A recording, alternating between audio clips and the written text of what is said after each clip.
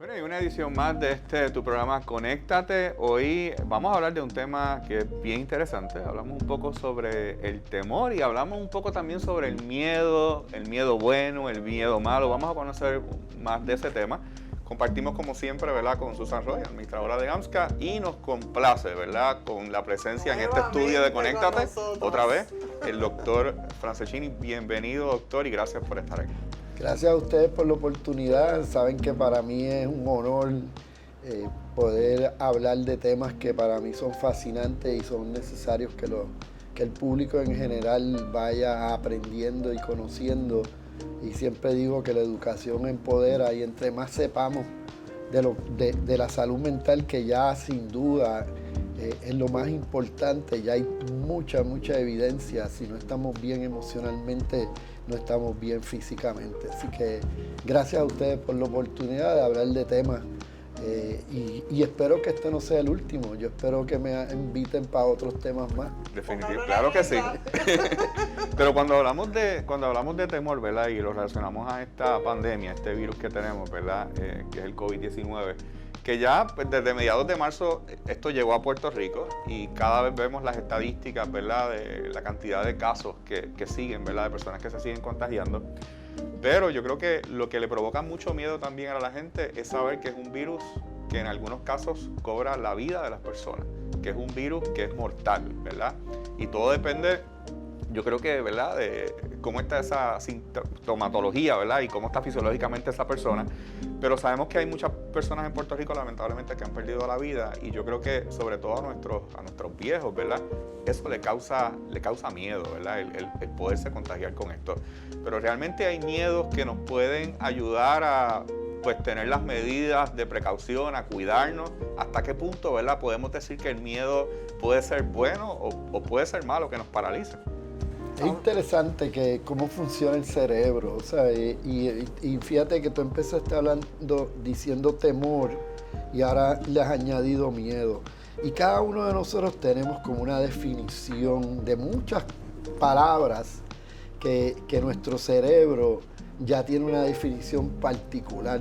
No es lo mismo miedo para ti, ni para Susan, ni para mí. Claro. No es lo mismo temor para ti, temor para ella, que para mí. No es lo mismo pánico para nosotros. O sea, cada uno de nosotros, el cerebro, tiene una definición, y no es la definición que buscamos en el diccionario. Trabajo para alguna gente es un castigo, para otra gente es algo sumamente importante. Así que cada uno de nosotros tenemos como un diccionario propio, y dependiendo de esa palabra es como reacciona nuestro cerebro, porque esa palabra es un pensamiento que se convierte en una química, y esa química se convierte en una emoción o en un sentimiento, y ese sentimiento pasa al cuerpo entero, y dependiendo, no es lo mismo yo decir miedo.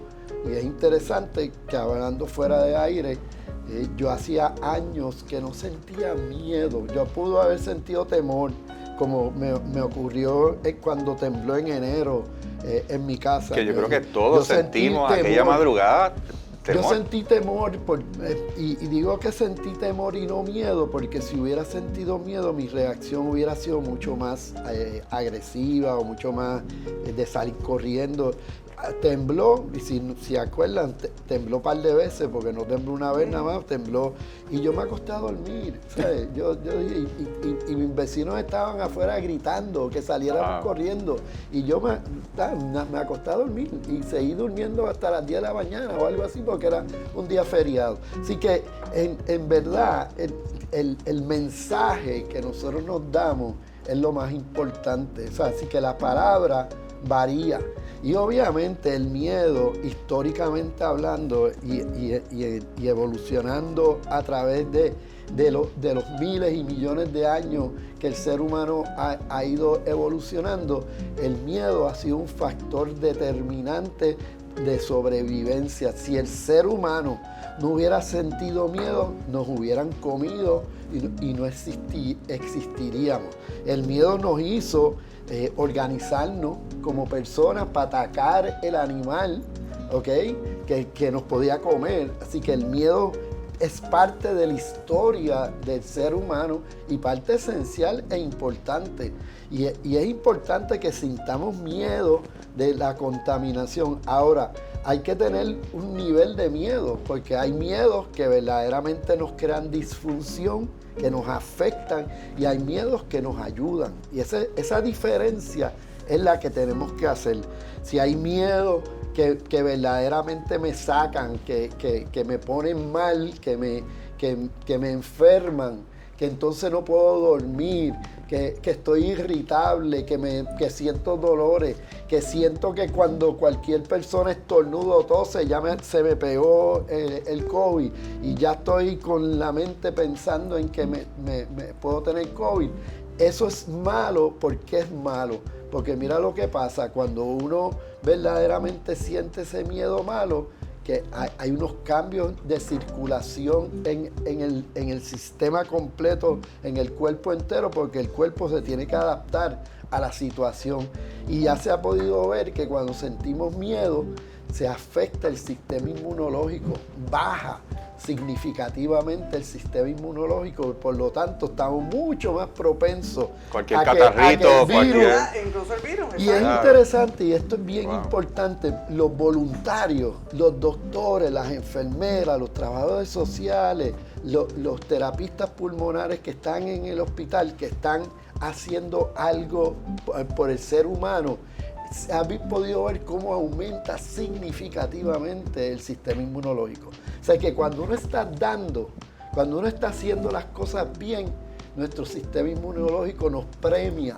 Y por eso, si venimos a ver comparativamente, que es claro que han habido enfermeras, claro que han habido terapistas, claro que han habido doctores que se han contaminado y se han muerto. O sea, pero si tú miras comparativamente a esa población y la comparas con la población general, esa población comparativamente tiene menos propensidad, porque al hacer bien le sube el sistema inmunológico. Pero qué interesante, porque estamos hablando de dos tipos de miedo, ¿verdad? Porque ese miedo positivo que ellos generan y que generamos nosotros cuando hacemos, Juan, cuando nos íbamos cuando el huracán María a las comunidades, que no sabíamos ni si íbamos a poder salir de esa comunidad, de cómo estaban las carreteras.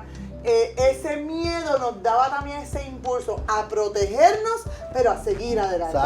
Yo decía en otro de los programas que era como una energía que nos sacaba de adentro, una fuerza, ¿verdad? A seguir. Así que ese miedo positivo que debemos tener en todo momento es el miedo que tú tienes cuando vas guiando. Claro. No lo consideras un miedo porque no te das cuenta, pero es el miedo que te hace frenar tu carro cuando ves que hay un auto que va a alta velocidad y que te puede impactar, ¿verdad? Así que ese es el miedo positivo que te hace reaccionar, que te hace estar alerta ante el peligro y reaccionar a él. El negativo, como bien ha traído el doctor, es el que nos paraliza, el que no nos deja ser funcionales, el que no nos deja seguir adelante, el que no nos deja protegernos incluso. Y que afecta el sistema inmunológico. Y eso es interesante. Y esto que estamos diciendo es ciencia, hay mucha evidencia de cómo los voluntarios, estas personas que verdaderamente se dan. Cada vez que yo veo a estos jóvenes voluntarios buscando alguien que se ahogó y se tiran al río y se tiran a las montañas sin allá abajo, importarles absolutamente nada. Esas personas que están dando, los doctores, las enfermeras, los terapistas que están dando, porque eso es dar, eso es dar, eso es generosidad. Y la generosidad aumenta, se ha podido ver tan siquiera, es increíble. Entonces, hay estudios que si tú piensas en la generosidad, en ser una persona buena, te sube el sistema inmunológico. Y por el contrario, si tenemos gente que a lo mejor está recibiendo tanta información, está preocupada por contagiarse, ese miedo puede provocar que el sistema inmunológico baje y esté más propenso. Es que eso es lo que pasa, que baja. Si tú tienes un miedo malo, vamos a ponerle un miedo malo, de que cualquier persona o cualquier situación te va a contaminar, que es un miedo malo, porque esa no es la realidad. O sea, si tú te estás protegiendo y si tú estás manteniendo la distancia, si tú estás usando la mascarilla, si tú te estás lavando la mano, si tú estás haciendo las cosas bien, las probabilidades de que te contamines son bien bajas. Pero doctora, hay mucha gente, ¿verdad? Y qué bueno que trae eso, pero hay mucha gente a veces, y lo sé porque, ¿verdad? Hablamos con estas personas constantemente, que toman estas medidas de precaución. usan la mascarilla, se lavan las manos constantemente, pero aún así, o sea, tienen un miedo que los lleva a prevenir, ¿verdad? Para no contagiarse, pero sienten miedo, o sea, ante todo lo que están haciendo, ¿verdad? De lo que les mueve ese miedo positivo, ¿verdad? Sienten miedo de contagiarse. Y yo sé que hay mucha gente que nos tiene que estar mirando y escuchando, ¿verdad? ¿De qué forma yo puedo identificar si yo estoy experimentando un miedo bueno, pero también estoy teniendo un miedo malo que me está paralizando y esto me puede entonces hacer más propenso? El otro día me contaba alguien muy querido que fue a un restaurante a comer, ¿verdad? Y no estaba frecuentemente saliendo, y cuando estaba sentado comiendo, pues no se sintió seguro. No se sintió seguro con los protocolos que tenía el lugar, con la forma en que le estaban sirviendo, y que pudo la persona salir, o sea, se tuvo que salir del lugar y se fue a su auto hasta que pudo identificar, espérate, estoy, ¿verdad?, en un momento como de miedo llegando a pánico, ¿no? Y a través de la respiración y de otras estrategias, obviamente una persona tiene algún conocimiento en conducta humana, pues lo pudo manejar, pero no todo el mundo tiene la destreza de identificar cuándo ese miedo, en un momento particular, que a lo mejor no lo habíamos sentido, a lo mejor yo estoy muy bien y tengo el miedo positivo, pero llegué a un sitio y que no me dio seguridad y me ocasionó el miedo y que negativo. No es algo que necesariamente lo puedes controlar. Porque cuando uno llega a un restaurante, yo creo que ese es el mejor de los ejemplos, ¿verdad? Llegas a un restaurante, uno lo que espera es que haya un protocolo, y sabemos que la mayoría de los comerciantes sí tienen este protocolo, ¿verdad? Y se han esforzado. Pero cuando de momento tú llegas al restaurante y te sientas en una mesa que de momento tú dices, pero es que aquí no hay 6 pies, 9 pies, y entonces llega el momento donde tú te sientes inseguro, o quizás te citan en una reunión. Y de momento estás en una reunión que te citaron y de momento tú dices, pero aquí están metiendo más de la cantidad de personas de las que se supone que se permitan. Y entonces ahí, obviamente tienes un miedo que te está llevando, ¿verdad? Estás protegido, pero de momento tú dices, pero yo no tengo control de esta situación. Y pasa esto. Algo bien importante es la percepción. O sea, por eso varía significativamente la percepción de una persona y de otra. O sea, todo depende, de nuevo, cómo tú lo percibas, claro. Y eso te produce o miedo, o relajación, o aceptación. Que es parte de todo esto. Hay una gran diferencia entre aceptación y resignación, pero eso es otro tema que claro. Es importante, pero la percepción es significativo claro. y cada uno de nosotros tenemos percepciones diferentes. Algo bien importante, sin duda, es los factores de riesgo. O sea, si yo estoy bajo tratamiento de alguna condición que verdaderamente aumenta los factores de riesgo, las probabilidades de que yo tenga más temor de contaminarme aumentan significativamente, ya sea la edad, la diabetes, cáncer, ¿sabes? Hay unos fumadores, claro. Los fumadores tienen 6 veces más propensidad a adquirir el COVID, 6 veces más, o sea, de acuerdo a los estudios, y es un factor de riesgo bien alto de muerte, y hay todavía desafortunadamente demasiados fumadores por ahí, así que, o sea, dependiendo. Pero, y quizás hay muchos fumadores que no saben esto y que se están enterando. Que ahora, claro. Por eso, entonces ahora ese fumador, si lo captó, va a decir, espérate, yo también, estoy más yo que creía que yo no tenía nada, porque yo tengo 35 años y no soy diabético, no soy esto. Pero fumo. Ahora tengo que tener mucho cuidado. Algo bien importante es la percepción, sí. ¿Verdad? Y estoy totalmente de acuerdo. Y por eso es que no debemos minimizar cuando estamos con alguien que está enfrentando, ¿verdad?, una situación de miedo. Claro. Nunca minimizarlo y tratar, ¿verdad?, de ser condescendiente, de darle ese espacio a procesar esa emoción que está sintiendo, que viene acompañada de unas reacciones físicas también, ¿verdad? No se da en la nada. Y cómo podemos asistirlo o ayudarlo para que lo pueda sobrellevar y que no se convierta eventualmente en algo peor, ¿verdad? No vaya a desarrollar un trastorno o se convierta en algo peor. Y cambiándole un poco el tema, así, la línea de pensamiento, yo pensaba ahorita en los niños pequeños, ¿verdad? El bebé regularmente nace sin miedo a nada. Y cómo a través de las reacciones que tenemos los adultos sobre las propias experiencias que puede vivir el niño o que si vive en un ambiente donde el niño está presente, vamos desarrollando el miedo a distintos elementos.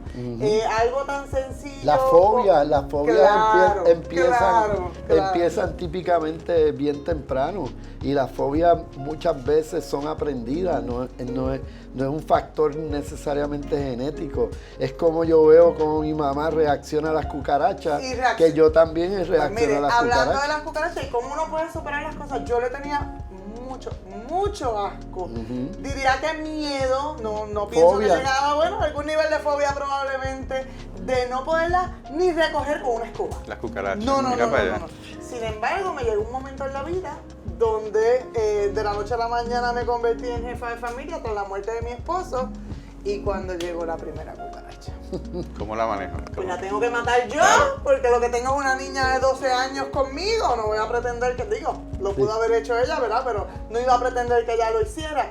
Yo sabía que me tenía que enfrentar ese miedo. Yo sabía que era algo inofensivo, desarrollado a través del tiempo. No puedo identificar de qué manera le tuve ese asco, miedo, fobia, todas las anteriores a las cucarachas, hasta que me tocó matarla. Y la tuve que matar.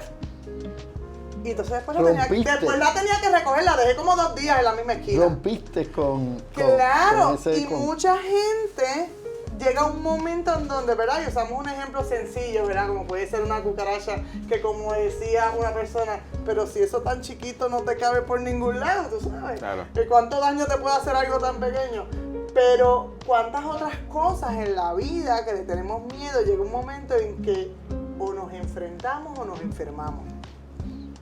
O lo convertimos en algo que nos va a afectar y que ciertamente vamos a necesitar ayuda prolongada y vamos a tener que recurrir a otros recursos, o nos enfrentamos a eso y vemos que tal vez no era tan malo o que sí teníamos las fortalezas para poderlo enfrentar. Y en la vida vivimos muchas experiencias, ¿verdad? Que se relacionan. Es como, en mi casa siempre han habido caballos, así que nos enseñaron a montar caballo desde pequeño y tú te caías del caballo y te golpeabas, a lo mejor había que llevarte, ¿verdad? A chequear un brazo, una pierna, pero te tenías que montar en el caballo.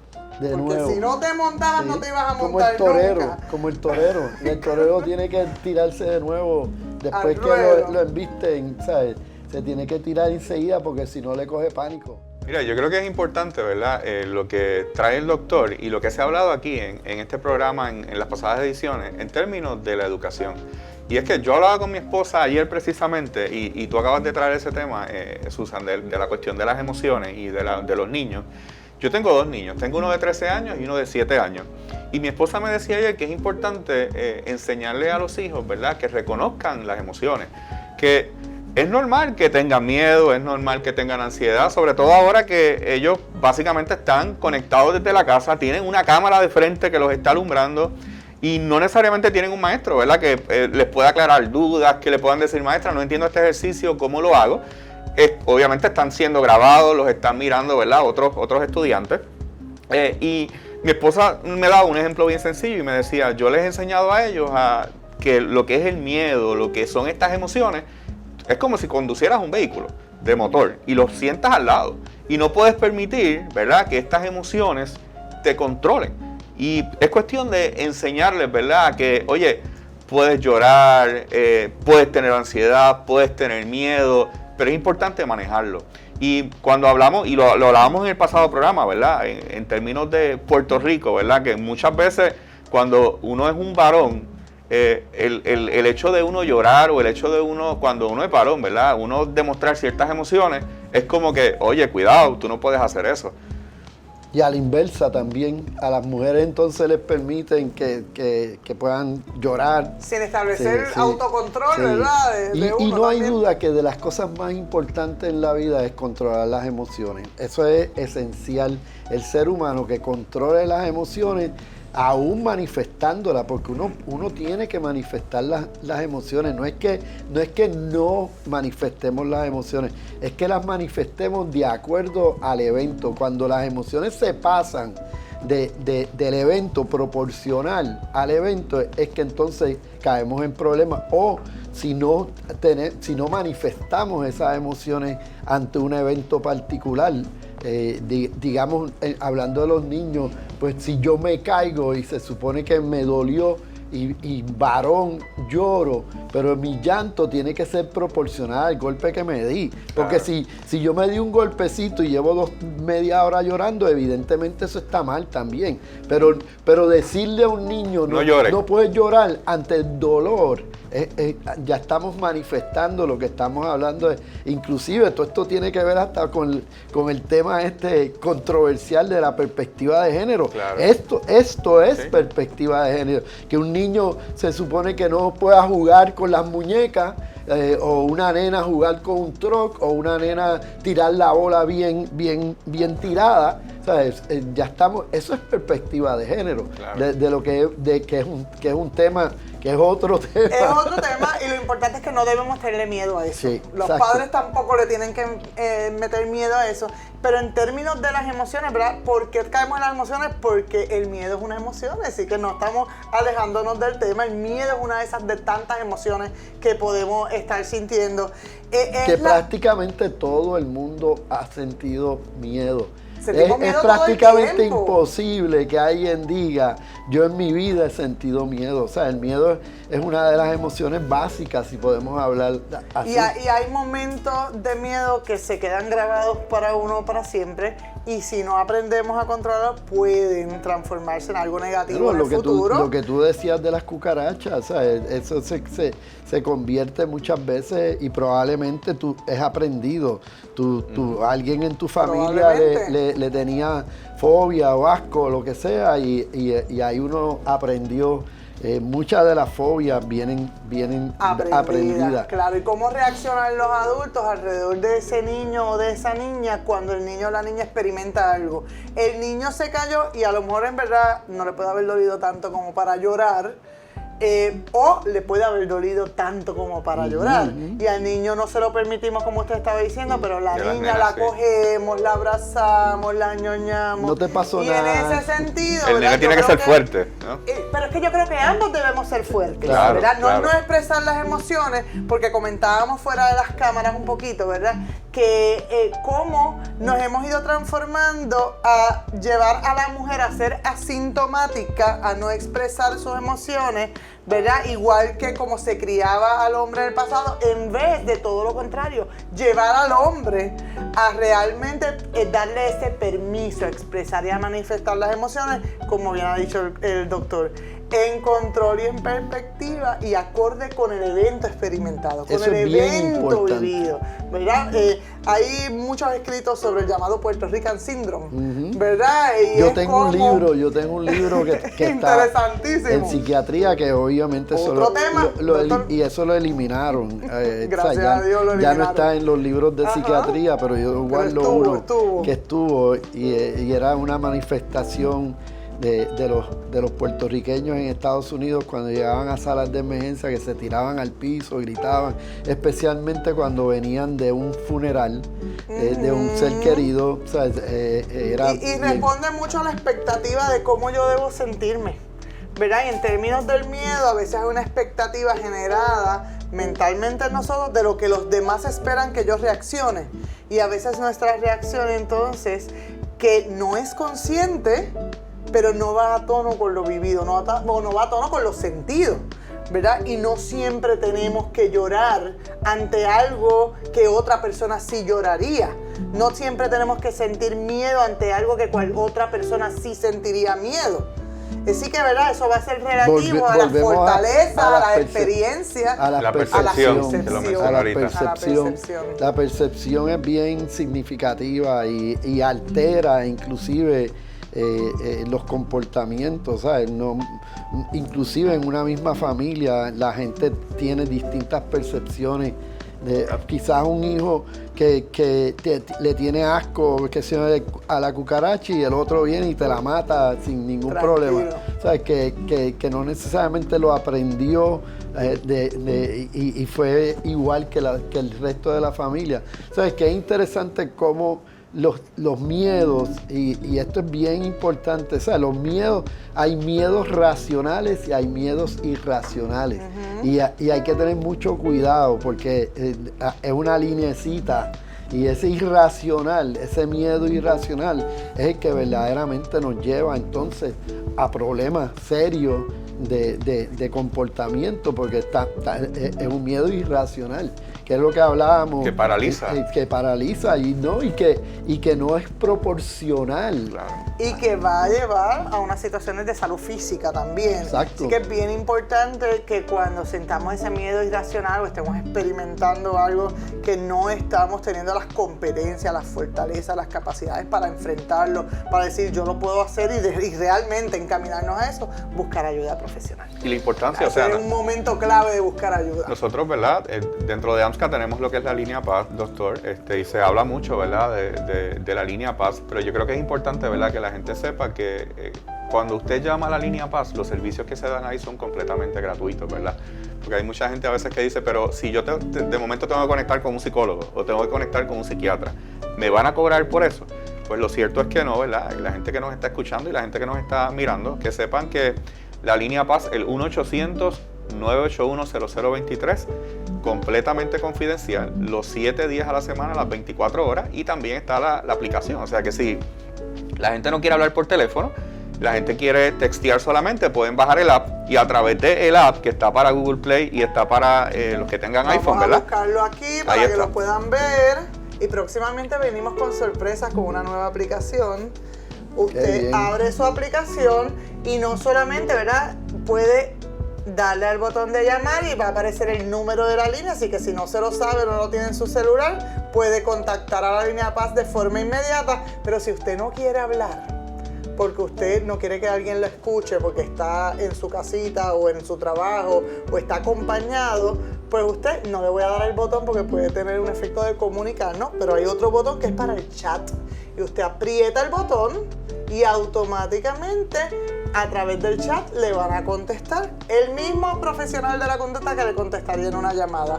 Y usted puede recibir la ayuda, la orientación, la consejería, el desahogo a través del chat, texteando. Mucha gente en el lockdown, ¿verdad? Lo utilizaron porque era una forma de que nadie pudiera escucharlo, ¿verdad? Y escribir. Así que si usted es, y esto no es cuestión de generaciones, asiduo a la tecnología de escribir, tiene la alternativa ahí para ustedes. Y ciertamente no se olvide que Puerto Rico tiene grandes profesionales de la conducta, como es el doctor Franceschini, que tiene también su práctica, así que lo puede contactar. Tiene un programa, háblenos un poquito para que las personas conozcan y lo puedan seguir también en su programa radial. Tengo un programa en WKQ que sale todos los jueves a las 10 de la noche.